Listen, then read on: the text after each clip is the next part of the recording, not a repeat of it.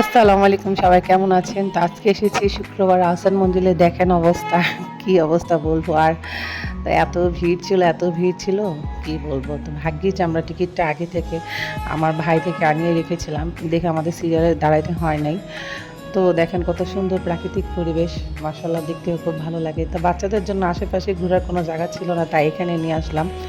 But শুক্রবারে যে এত ভিড় হয়, অনেক দিন পরে আসছি, তাই এখন দেখতেছি এত ভিড়, মানে কি বলবো।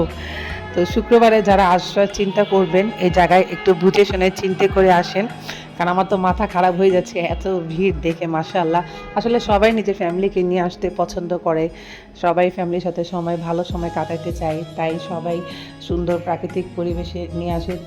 আর তাছাড়া এখানে অনেক কিছু বাচ্চাদের দেখানোর পরিবেশ আছে, তাই তো দেখেন পিছনে অবস্থা, উপরেও যাইতে পারিনি, মানে এরকম অবস্থা ছিল। যাই হোক, সব মিলে দিনটা ভালোই গেছে। তো এটাই বলতে চাই যে অনেক সুন্দর দিনটা গিয়েছে। এখন সন্ধ্যা হয়ে গিয়েছে, দেখেন আকাশটাও কত সুন্দর। তা আমরা আবার এখান থেকে চলে যাব সবাই আমাদের পরিচিত সবারই জনপ্রিয় একটা জায়গা খাবারে, যেটা হচ্ছে পুরান ঢাকার নাজিরা বাজার।